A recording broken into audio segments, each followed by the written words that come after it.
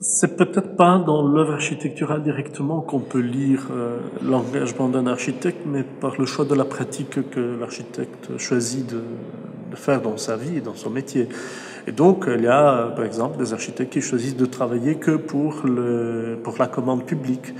d'aller vers des projets qui sont des projets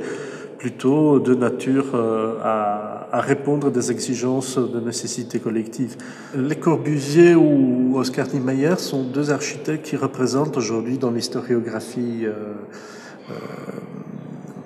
architecturale de personnalités mythiques, dans le sens qu'ils ont appartenu à une génération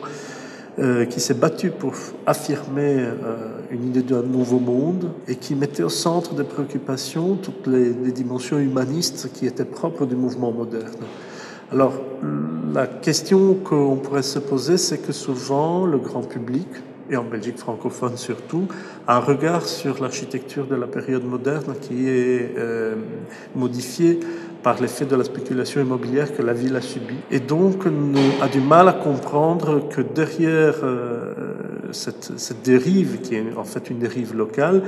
il y a des idées qui étaient des idées extrêmement progressistes, qui étaient des idées qui portaient une idée de changement considérable. C'est aussi une chose qu'on oublie souvent de citer, c'est des architectures de la démocratie. Ça veut dire c'est des architectes, Niemeyer, Le Corbusier, mais plein d'autres, Gropius, Frank Lloyd Wright, tous les grands maîtres, disons,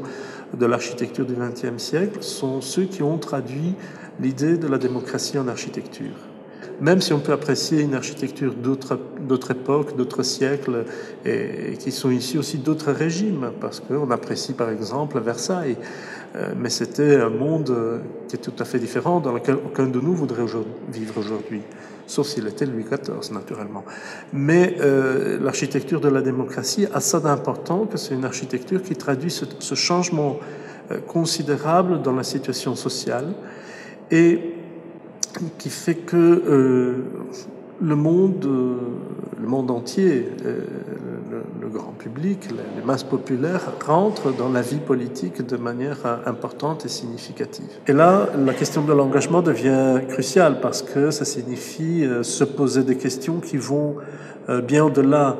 d'un problème formel ou d'un problème d'appréciation esthétique que le public pourrait ne pas avoir,